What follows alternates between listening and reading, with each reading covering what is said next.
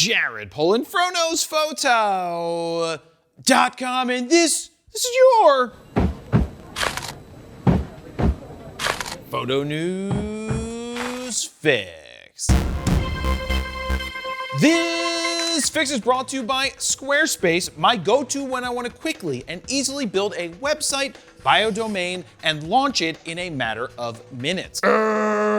Mount Alliance. I've used Squarespace since before Phonos Photo ever existed and still use it for my personal website at jaredpolin.com. Not only is it simple, easy, and affordable to use, but if you're looking to sell your work online, Squarespace has online stores, offers Squarespace payments so you can accept Apple Pay as well as Afterpay and more, and even lets you invoice customers. Look, they make it easy to do everything from build a site, sell your work, and get paid. It's great to see Squarespace continue to evolve with the times and keep giving us more and more. To get your 14-day free trial, head on over to squarespace.com/PhonosPhoto. If you decide that it's for you, use the code PhonosPhoto at checkout to get 10% off your first order.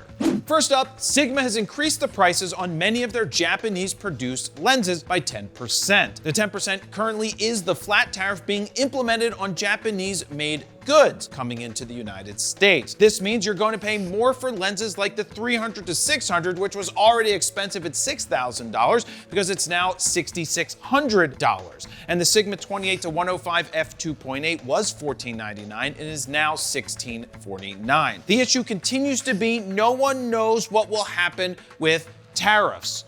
Are they legal? Are they not legal? Will they stand? Will they go lower? Will they go higher? Which makes it almost impossible for companies and consumers alike to make informed and educated decisions. One minute they're 10%, the next they are blocked, and then the next they're raised to 50%.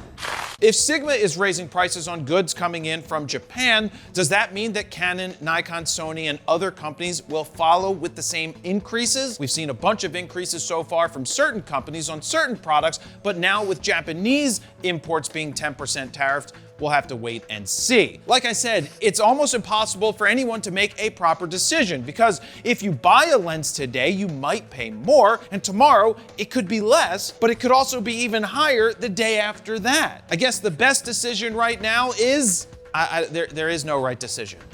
Next up in more SGIMA news, they've announced 12 prime lenses as part of their ISO series of T1.3 cinema lenses. These lenses range all the way from 18 to 125 millimeters and will be available in PL and Sony E mounts. SGIMA says the lineup combines modern sharpness with an organic and naturally soft look, bringing rich textures and depth to visuals. The key features of these lenses are the consistent T1.3 aperture across all focal lengths, as well as full frame coverage. And on top of that, this is an optical system that was developed exclusively for cinema users. Along with all of that, there's a range of options from wide angle, like an 18 and 21 millimeter lens, to 25, 27, 32, 35, 42, 40, 50, 65, and 75.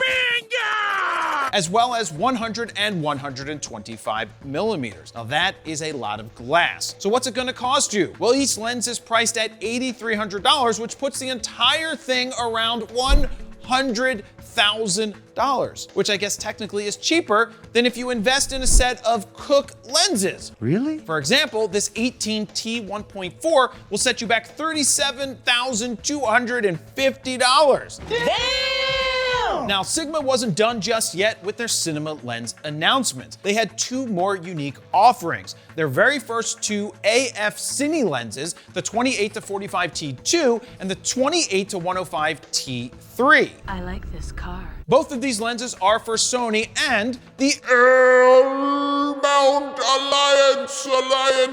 Alliance. That's right. And they both offer autofocus. Though SGIMA didn't announce pricing just yet, I would suspect these lenses will be far less than the $8,300 each of their ISO lenses. Now, they are slated to be released in the spring of 2026. What do you think about these lens announcements? Let me know down below. Next up, if you've ever wanted to learn directly from me in person, right here at the Fro Factory in Philly. Well, now's your chance because I just opened up 18 spots for the first boot camp on Sunday, July 13th, 2025. Last year I sold out all 3, and I expect to do the same this time around. This boot camp is for everyone from a beginner who's just starting out or someone who's been shooting for a while but wants to improve quicker. This is right for you. For more information and to lock in your spot before they sell out, head on over to bit.ly/July13Fro. And finally, as we eagerly await a Canon R6 Mark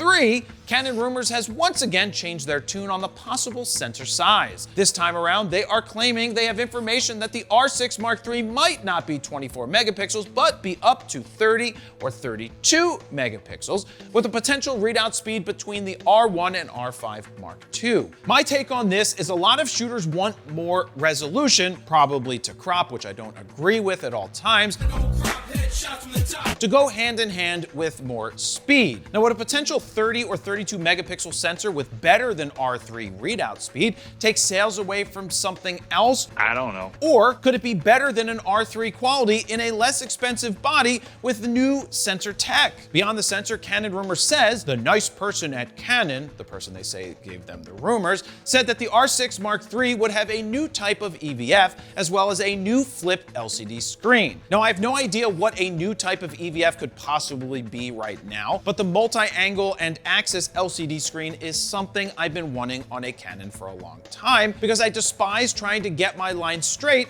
with a screen off to the side of the camera that's not actually flush with the back of the camera. Now, if you're waiting for an R6 Mark III, what are the key features you want to see? Let me know down below. And there you have it. That's your photo news fix this time around. Thank you very much for watching.